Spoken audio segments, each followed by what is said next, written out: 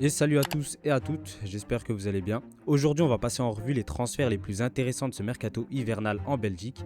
Évidemment je ne vais pas pouvoir parler de toutes les transactions réalisées cet hiver, et j'ai peut-être aussi manqué certains transferts de dernière minute, donc si jamais vous avez un joueur dont vous voulez parler, n'hésitez pas à nous en faire part en commentaire. Maintenant, commençons sans plus tarder. Tout d'abord, j'aimerais parler du transfert de Rein van Elden de Saint-Tron à l'Antwerp.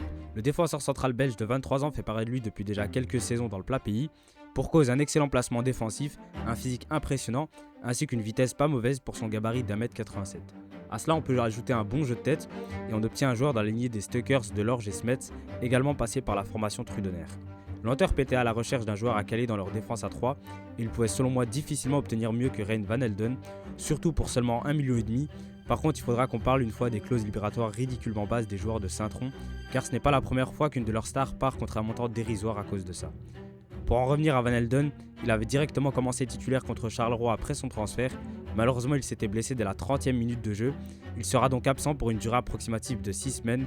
Cependant, je n'ai aucun doute sur le fait qu'il réussira à s'imposer au vu du manque de qualité en défense centrale du Greuthold, ainsi que du départ plus que probable de Zeno van den Bosch en fin de saison. Concernant le second joueur, j'avoue ne pas vraiment l'avoir vu jouer avant son arrivée pour 4 millions dans le club anderlechtois. Vous l'aurez compris, on va parler de Danilo Sikan, le buteur ukrainien de 24 ans recruté en provenance de Trabzonspor. Anderlecht a recruté plusieurs joueurs cet hiver, mais j'ai tenu à parler de Sikan pour plusieurs raisons. Déjà, c'est le seul véritable transfert avec Ekeren, le gardien remplaçant. Tous les autres sont des joueurs prêtés. Ma deuxième raison est la tonne d'avis super positifs des fans de Trabzonspor sur les réseaux sociaux. Anderlecht a recruté un joueur très talentueux. Malgré un temps de jeu limité à Trabzonspor, ses performances ont été fantastiques, peut-on lire ici et là. Vous me direz que ça ne vaut peut-être pas grand chose, mais personnellement je vois quand même ça d'un bon oeil. L'Ukrainien d'1m87 a l'air plus doué techniquement que Vasquez sur les vidéos. Bon, après ça aussi c'était pas très compliqué. Mais mis à part ça, on peut voir que Danilo Sikan en était à 4 buts et une passe décisive en 440 minutes, tout en dépannant à plusieurs postes, ce qui corrobore l'avis de l'autre supporter. Bon, pour le moment il n'est pas vraiment époustouflant avec le RSCA, mais c'est à la fin du bal qu'on paye les musiciens, donc on fera le compte l'année prochaine.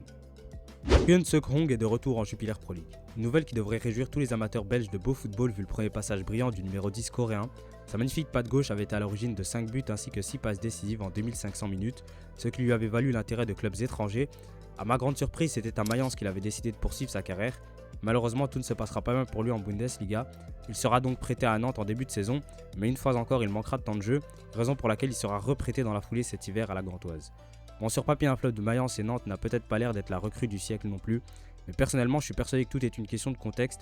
Pour preuve, sa saison 2023-2024, durant laquelle il était valorisé à 9 millions d'euros sur le site référence Transfermarkt, sa qualité saute aux yeux sur son graphique en pizza, 91e percentile sur les passes pénétrantes, 95e sur les passes décisives, 86e sur les expected assists, donc le nombre de passes décisives attendues par 90 minutes. Un tel joueur ne peut être qu'un plus pour son équipe, il a d'ailleurs déjà marqué un but contre la Louvière. Parlons maintenant de la seule recrue hivernale du club de Bruges, Félix Le Maréchal. A défaut d'avoir réussi son mercato, Bruges aura au moins recruté un joueur extrêmement intéressant avec le milieu offensif français. Tout comme Hong, le Maréchal avait d'abord impressionné en Belgique avec le très surprenant Cercle Bruges de Miron Muslic, puis s'était envolé vers l'étranger au RC Strasbourg. Et c'est là où les chemins diffèrent entre le coréen et le français, car Félix fera une première saison excellente en Ligue 1 dans la peau d'un titulaire à Strasbourg, terminant l'exercice 2024-2025 avec 5 buts et 4 passes décisives en 2000 minutes. Et un contenu dans le jeu plus que satisfaisant. Malheureusement pour lui, avec toutes les recrues faites par le club de la Galaxy Bluco, il sera relégué sur le banc, une opportunité que les Blauenzort ont décidé de ne pas laisser passer. Grâce à cet embouteillage, Bruges récupère un joueur coté à 10 millions pour à peine 6 millions et demi.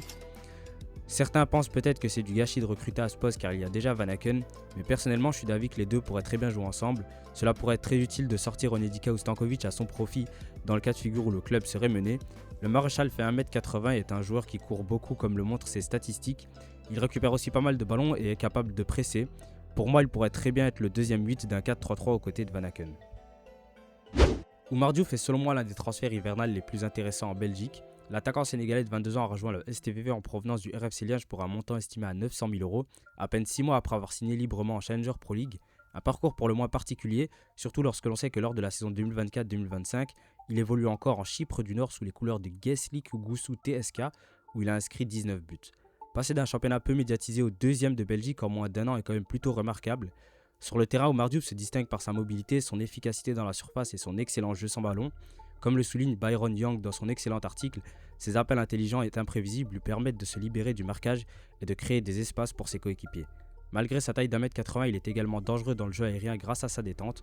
Le Sénégalais est un travailleur et n'est pas avare d'efforts. Il pourrait très bien s'intégrer dans un collectif exigeant. Si vous souhaitez avoir plus de détails, je vous laisse le lien de l'article dans la description. À Saint-Tron, Omar Diouf pourrait jouer d'abord le rôle d'un super sub ou former un duo complémentaire avec Keisuke Goto, un joueur à suivre de très près donc cette saison et surtout la saison prochaine lorsque le japonais retournera à Anderlecht. Un nouvel international débarque au Parc du Den pour le plus grand plaisir des supporters unionistes, son nom, Besfort Zeneli. Du haut de ses 23 ans, le Suédois a déjà porté le même maillot que Gyökeres, Isaac et compagnie à 5 reprises. L'Union a déboursé 3,5 millions pour s'attacher ses services, une somme qui sur le papier est plutôt bien négociée vu qu'il en vaut déjà 4,5 sur Transfermarkt. Dans le jeu, Zeneli semble être un box-to-box très complet capable d'apporter offensivement comme défensivement. En plus de son 1m87, le Suédois est un joueur plutôt mobile. Il lui arrive souvent de porter le ballon sur plusieurs mètres grâce à sa très bonne technique comme le montre ce graphique de Data MB. Deux qualités qui manquent à l'Algérien Adem Zorgan. On peut donc y voir une certaine complémentarité entre les deux joueurs. Le reste de son graphique montre que le joueur est également capable d'être créatif par la passe. Et ça se voit sur le terrain car Zeneli a terminé l'exercice 2024-2025 avec 11 passes décisives. Il a également joué l'Europa League cette saison-là. Vous l'aurez compris, l'USG a de nouveau acheté un joueur très intéressant qui vaudra probablement à minima 10 millions d'ici 2027. L'ancien boucher de Saint-Gilles joue désormais en cité ardente. Vous l'aurez compris, on parle ici de Teddy Thomas. Ancien boucher de métier, le numéro 10 maltais n'a pas eu un parcours classique en centre de formation, mais cela ne l'a pas empêché d'exploser à l'Union et de devenir capitaine de l'actuelle équipe championne de Belgique. Un brassard qu'il portera plusieurs fois dans sa carrière témoignant de son leadership. Lors de sa dernière saison en Belgique, il marquera 14 buts et délivrera 17 passes décisives en un peu plus de 4000 minutes. Cette saison-là, il sera décisif 7 fois en Europa League, confirmant qu'il est un joueur de grands matchs. L'algorithme de Datascout le place d'ailleurs meilleur milieu relayeur sur la saison 2022-2023. Il attire donc la convoitise de plusieurs clubs dont le Stade de Reims de Will Steele, qui déboursera la somme de 5,5 millions d'euros pour l'attirer. En Ligue 1, notre Belgicain fera une saison marquée par quelques coups d'éclat, comme son doublé hors de la surface face à Montpellier. Vous l'aurez compris, avec ses extrêmes et Thomas un marteau à la place du pied, une arme supplémentaire pour les Liégeois qui en ont besoin. En effet, pour le moment, le Standard a la deuxième attaque la plus faible du championnat belge juste derrière Dender. Le Maltais aura aussi pour rôle d'offrir des caviars à Rafiki, Ayensa et compagnie. Une mission qui devrait être dans ses cordes si on voit un Thomas à son niveau. Cette saison en Ligue 2, il était à 6 buts et 6 passes décisives en 1200 minutes. Il n'est donc pas hors de forme, mais la situation d'un club n'en est pas celle d'un autre. On verra donc comment la mayonnaise prendra pour lui à Sclessin. Bon, par manque de temps, je n'ai pu détailler que ces 7 joueurs-là. Mais mis à part eux, il y a eu d'autres transactions qui méritent le regard durant cette fenêtre hivernale. On peut déjà parler de Christian Makaté, le buteur de l'Union Saint-Gilloise, prêté à Ral-la-Louvière. C'était un joueur durant l'année 2022-2023, ouais c'est ça, qui avait marqué pas mal de buts en 4ème division. Bon, après, c'est que la 4ème division, voilà, ça ne veut pas forcément dire grand-chose. Mais c'était un joueur intéressant que l'Union avait recruté à Ambrosiana. Et on connaît tous la capacité des recruteurs de l'Union Saint-Gilloise à aller dénicher des pépites. Bon, il n'a pas trop eu sa chance en équipe première finalement. Avec la concurrence, ça a été compliqué. Donc, il a été prêté à la Louvière. Il formera potentiellement un duo intéressant pour cette fin de saison avec le grand buteur sénégalais Pape Fall. Un autre buteur cette fois-ci, Bouké Boursma, voilà, qui a été recruté par Malines cet hiver. Lyon Le Burbach est parti, voilà, donc il fallait un remplaçant. Boursma était l'auteur de 12 buts et 2 passes décisives en Keukenkampioen-Divisie, donc la deuxième division hollandaise, équivalent de la Challenger Pro League. Des statistiques intéressantes donc pour le buteur hollandais. Après, honnêtement, je ne l'ai jamais vu jouer et j'ai pas accès aux data de ce championnat, donc je ne saurais pas trop à quoi m'attendre. Mais justement, c'est ce qui rend le transfert intéressant. 1 100 000 du coup, ouais, qui ont été dépensés par Malines. Donc à voir ce que ça va donner. Bon, on va parler aussi de Koba da Costa, l'ailier gauche de 23 ans, prêté par Getafe à Anderlecht. Ses statistiques ne sont certes pas exceptionnelles cette année, c'est d'ailleurs l'une des raisons pour laquelle il est prêté. Il a été baladé à gauche, en pointe, voilà, un peu partout. Ça a été compliqué cette saison pour lui. Mais les statistiques, en tout cas la data, en disent beaucoup de bien sur la saison dernière. Parce qu'on peut voir qu'en 2024-2025, il faisait partie du top 20% de son championnat, donc la Liga. Voilà, c'est pas le championnat d'Estonie. Là, on peut voir que c'est un ailier qui travaille beaucoup, 90e percentile sur les actions décisives. Après, vous me direz, Il jouait à Retafe, donc c'est pas étonnant. Pas mal de dribbles réussis, quelques courses progressives, voilà, quelques centres réussis, quelques expected assists. Voilà, je pense que sur papier, c'est un profil qui ressemble pas mal à Angulo et qu'il a été recruté justement pour pallier au départ euh, de l'ailier gauche équatorien en première ligue. On peut voir que l'algorithme le qualifie d'ailier de profondeur, voilà, qui multiplie les appels dans le haut de la défense. Il a donc une belle vitesse, sprint, très bonne pointe de vitesse, court à haute intensité. Voilà, il a aussi besoin de s'améliorer sur quelques points. Après ça, c'est que la vie de l'algorithme. Il faudra voir dans la vraie vie ce que ça donne. J'ai trouvé qu'il avait fait une entrée plutôt intéressante contre l'Antwerp, il me semble. Après, il a été titulaire contre Genk, mais est-ce que bon, c'était compliqué, mais est-ce que c'était pas un petit peu prématuré de le mettre directement titulaire? Il vient d'arriver, Coba da Costa. En tout cas, Anderlecht a une option d'achat.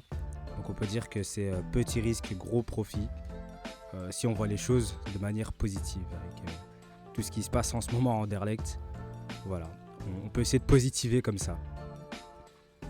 Au Cercle de Bruges, j'ai plusieurs joueurs qui m'ont intéressé.